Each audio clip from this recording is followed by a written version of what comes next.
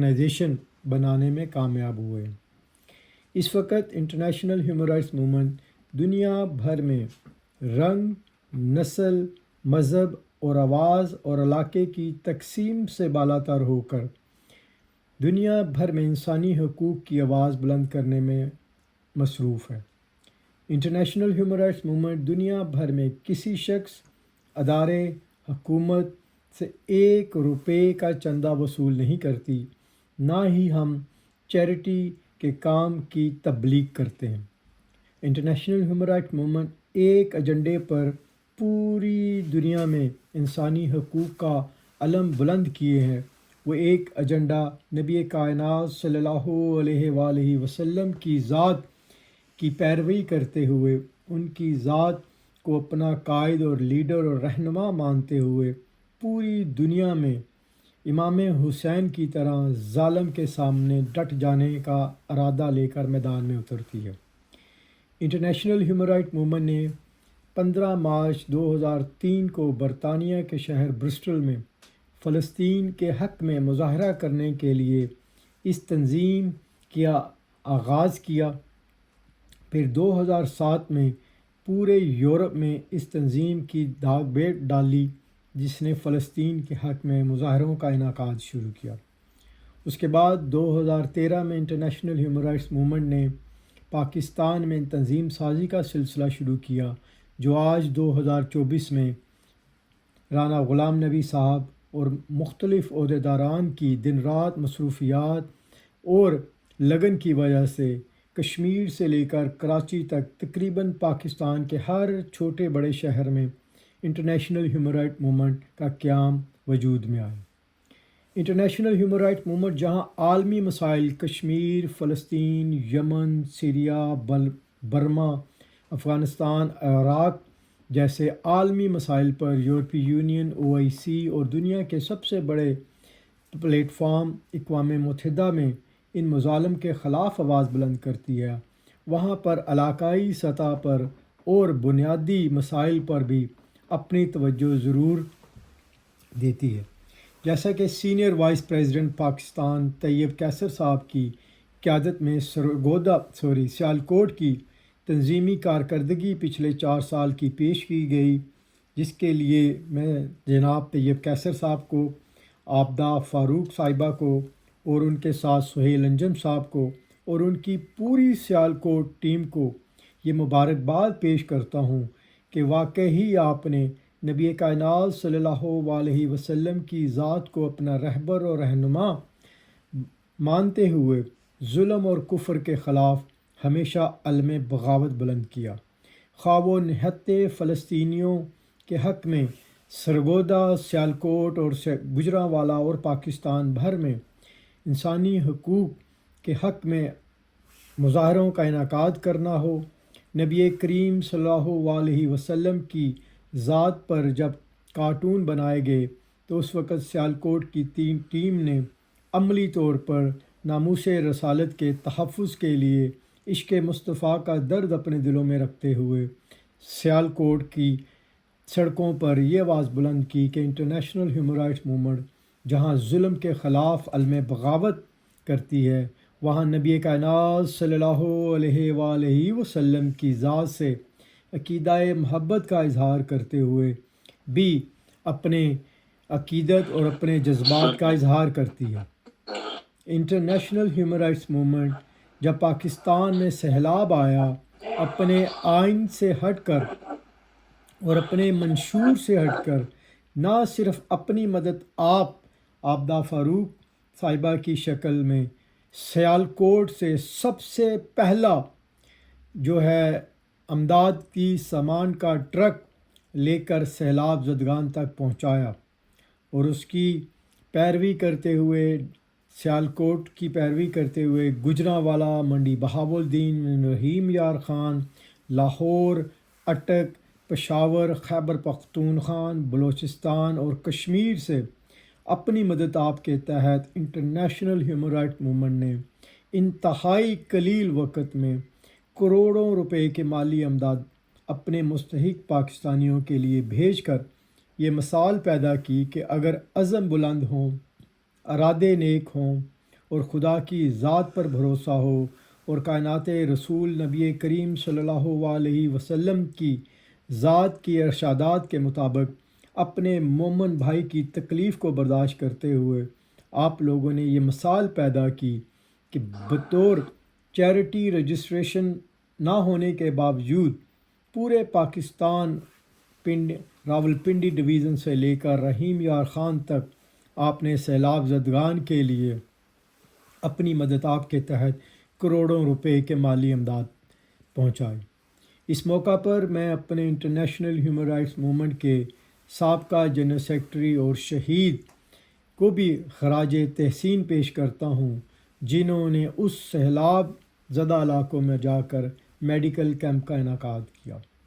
International human rights movement اپنے ان تمام ساتھیوں، عہدیداران اور کارکنان کو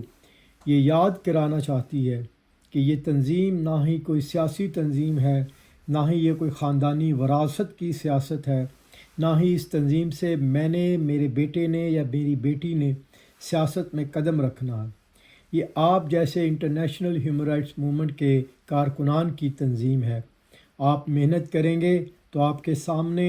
سینئر وائس پریزیڈنٹ جناب طیب کیسر صاحب ایک زندہ مثال ہیں کہ اپنی محنت آپ کے تحت میری خواہش شاید پچھلے 4 سال میں ان سے صرف ایک دفعہ گفتگو ہوئی ہے، وہ بھی پچھلے کچھ ہفتے پہلے ان سے بات ہوئی ہے کہ وہ اپنی محنت کی بنیاد پر آج پاکستان کی تنظیم میں سب سے اہم پوزیشن پر بیٹھے ہیں۔ اسی طرح انٹرنیشنل ہیومن رائٹس موومنٹ کے باقی عہدیداران پورے پاکستان اور پوری دنیا میں ذاتی تعلقات اور سلام دعا کی وابستگی سے بالا تر ہو کر محنت کی بنیاد پر انٹرنیشنل ہیومن رائٹس موومنٹ کے قیادت کی سرپرستی کر رہے ہیں۔ انٹرنیشنل ہیومن رائٹس موومنٹ آئندہ 2024 اور 2028 کے لیے تنظیم سازی کر رہی ہے۔ اس سلسلہ میں پہلے ہی طیب کیسر صاحب اور سیالکوٹ کی قیادت، گجرانوالہ کی قیادت، پنجاب، مرکز، سندھ، KPK اور بلوچستان کی قیادت سے یہ بات طے ہو چکی ہے کہ انٹرنیشنل ہیومن رائٹس موومنٹ پوری دنیا بھر کو طاقتور کرنے کے لیے انٹرنیشنل ہیومن رائٹس موومنٹ کو تنظیم سازی کرتے ہوئے پاکستان میں 2024 اور 2028 کے لیے اپنی مدد آپ کے تحت ایک ایسی مضبوط قیادت آگے لے کر آنا چاہ رہی ہے جو پاکستان کو انٹرنیشنل ہیومن رائٹس موومنٹ کا گڑھ بنا دے۔ اس موقع پر میں جناب عابدہ فاروق صاحبہ سے اور سیالکوٹ کی پوری قیادت سہیل انجم صاحب سے یہ گزارش کروں گا کہ وہ اپنے ڈسٹرکٹ کی کارکردگی کی بنیاد پر ایسے 10 لوگوں کے نام آگے پیش کریں جن میں 5 خواتین اور 5 مرد شامل ہوں، جن کو ہم انٹرنیشنل ہیومن رائٹس موومنٹ کی مرکزی کمیٹی میں اہم پوزیشنوں پر رکھ سکیں، اور اس کے ساتھ ساتھ انٹرنیشنل ہیومن رائٹس موومنٹ کی صوبائی قیادت میں بھی اہم ذمہ داریاں دے سکیں۔ انٹرنیشنل ہیومن رائٹ موومنٹ کی سرگودا کی سابقہ کارکردگی اور خواتین کے جوش و جذبے کا احترام کرتے ہوئے میں مس عابدہ فاروق صاحبہ سے یہ بھی درخواست کروں گا کہ وہ خواتین ونگ کی طاقت کے لیے اور خواتین ونگ کے لیے نہ صرف مرکز میں بلکہ صوبائی میں اپنی قیادت کی طرف سے لوگوں کے نام بھیجیں تاکہ ہم ان کو مرکز میں اہم پوزیشن دے سکیں۔ اس کے ساتھ ساتھ انٹرنیشنل ہیومن رائٹس موومنٹ آپ ایسے تمام حضرات سے جو انگلش زبان پر عبور حاصل رکھتے ہوں، ہم ان کو دعوت دیتے ہیں کہ وہ انٹرنیشنل ہیومن رائٹ موومنٹ کی سینٹرل ایگزیکٹو کمیٹی میں اپنی خدمات پیش کریں۔ اس کے علاوہ وہ لوگ جو ٹریول کی سہولت سے آسانی سے دستیاب ہو سکتے ہیں، وہ international human rights movement Geneva, new York اور ویانا کی اقوام متحدہ میں ہونے والی کانفرنسز اور زوم میٹنگ کے حصے بننے کے لیے برطانیہ یا یورپ تشریف لا سکتے ہیں، تو ان کو بھی موسٹ ویلکم ہے۔ آج یہ پیغام دینا بھی ضروری ہے کہ انٹرنیشنل ہیومن رائٹس موومنٹ آپ جیسے طاقتور ساتھیوں کی ہی بنیاد کی وجہ سے پوری دنیا میں رنگ، نسل اور مذہب کی بنیاد سے بالا تر ہو کر آپ جیسے دوستوں اور ساتھیوں کی محنت کی وجہ سے دنیا کی سب سے طاقتور آواز بنی ہے، جس نے رنگ اور خوف کے بنیاد سے بالا تر ہو کر دنیاوی طاقتوں سے ڈر کے خوف کے بغیر جب چین پر ہونے والے مظالم کے خلاف پوری دنیا خاموش تھی، انٹرنیشنل ہیومن رائٹ موومنٹ نے تمام تر پریشر اور طاقت کی مخالفت کرتے ہوئے ٹائم فار چینج کے نام سے ایک کانفرنس کا انعقاد کیا، جو چین پر ہونے والے 1 کروڑ مسلمانوں پر مظالم کے خلاف دنیا کی تاریخ کی سب سے پہلی اور سب سے طاقتور کانفرنس کا انعقاد کیا، جس میں 60 سے 70 انٹرنیشنل امبیسڈر نے شرکت کی، اور یہ کانفرنس دنیا کی تاریخ کی سب سے بڑی کانفرنس بن کر سامنے آئی۔ انٹرنیشنل ہیومن رائٹ موومنٹ نے جب مادر وطن کی ذات پر انگلی اٹھانے والے شرپسندوں کو اقوام متحدہ میں بے نقاب کرنے کا ارادہ کیا، تو 270 سے زیادہ ایسی آرگنائزیشن کو اقوام متحدہ اور یورپی یونین کی بلیک لسٹ میں شامل کروایا، جو تقریباً پاکستان کو توڑنے کے خلاف سازشیں کرتی تھی۔ اسی طرح انٹرنیشنل ہیومن رائٹ موومنٹ نے فلسطین کے نہتے مسلمانوں کے لیے نہ صرف برطانیہ بلکہ برسٹل کی تاریخ کے سب سے بڑے احتجاجی مظاہرے کیے۔ کشمیر پر ہونے والے مظالم کے خلاف اقوام متحدہ میں 2020 میں تقریباً 40,000 سے زیادہ پورے یورپ سے لوگوں کو اکٹھا کر کے کشمیر پر ہونے والے مظالم کے خلاف علم بغاوت بلند کیا۔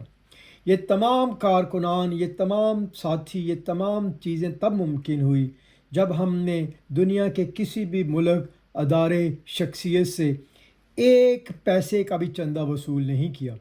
میں آج اپنے آپ کو اور روز آخرت والے دن نبی کائنات صلی اللہ علیہ وسلم کے سامنے اپنے آپ کو پیش کرنے کے لیے حاضر کرتا ہوں کہ دنیا میں، کائنات میں ہمارے آج مہمان خصوصی برسٹل سے جناب نعیم ملک صاحب بھی موجود ہیں۔ انہوں نے مجھے برسٹل میں پچھلے 25 سال سے دیکھا ہے۔ وہ اس بات کا یہاں پر وعدہ کر سکتے ہیں، یہاں پر ضمانت دے سکتے ہیں کہ اس آرگنائزیشن نے دنیا میں کبھی کسی شخص، کسی ادارے، کسی حکومت سے 1 پیسہ وصول نہیں کیا۔ نہ صرف عملی طور پر میدان عمل میں آئے جب کووڈ-19 میں پوری دنیا خوف کے سائے میں تھی، موت اپنے رقص گلی بازاروں میں کر رہی تھی، روزانہ ہزاروں کی تعداد میں لوگ شہید ہو رہے تھے، اس وقت international human rights movement Bristol نے اپنی مدد آپ کے تحت رنگ، نسل، مذہب اور زبان کی بنیاد سے بالا تر ہو کر مسلم، غیر مسلم، سکھ، ہندو، عیسائی، بزرگ لوگوں کے گھروں کی دہلیز پر بغیر کسی فنڈ کے کھانا فراہم کیا، ادویات فراہم کی، مستحق لوگوں کو رینٹ فراہم کیا، اور یہ سلسلہ تقریباً کووڈ-19 کے 3 مہینے جاری رہا، جس میں ہم نے تقریباً 9,000 سے زیادہ مستحق لوگوں کو خوراک اور امداد فراہم کی۔ یہ وہ تمام چیزیں تبھی ممکن ہوئیں جب ہمیں میاں تنویر جیسے، ناصر رضا جیسے، افشین جیسی صاحب حیثیت اور نعیم گل جیسے اور آپ جیسے ساتھیوں نے ہمارے ساتھ چل کر ہمیں طاقت پہنچائے۔ International human right movement Punjab کی قیادت جناب چودھری ناصر صاحب، جناب حافظ افتخار صاحب اور چیئرمین پنجاب جناب شہادت علی سرفراز صاحب، مرکزی قیادت انٹرنیشنل ہیومن رائٹ موومنٹ جناب رانا غلام نبی صاحب، اور میں اس وقت دیکھ رہا ہوں سعودی عربیہ کے امبیسڈر اور چیف آرگنائزر جناب چودھری نعیم اختر صاحب، یونائٹڈ اسٹیٹ آف امریکہ کے چیف آرگنائزر جناب شاہ صاحب، اور اسی طرح انٹرنیشنل ہیومن رائٹس موومنٹ پوری دنیا کے لوگ اس وقت ہمیں سن رہے ہیں۔ میں اس موقع پر آپ لوگوں کو یہ دعوت دیتا ہوں کہ آئیں، اپنے علاقوں سے، اپنے محلوں سے ایسے لوگوں کے نام آگے پیش کریں جو انٹرنیشنل ہیومن رائٹس موومنٹ کے کاروان کا 2024 اور 2028 کے لیے مرکزی قیادت کا عہدہ سنبھالیں۔ میں اس وقت آپ کے تمام سوالوں اور تمام جوابوں کا دینے کے لیے یہاں پر بیٹھا ہوں۔ اپنی تقریر کو مختصر کرنے سے پہلے میں پھر خاص طور پر میرے دل کے انتہائی قریب اور اپنی محنت اور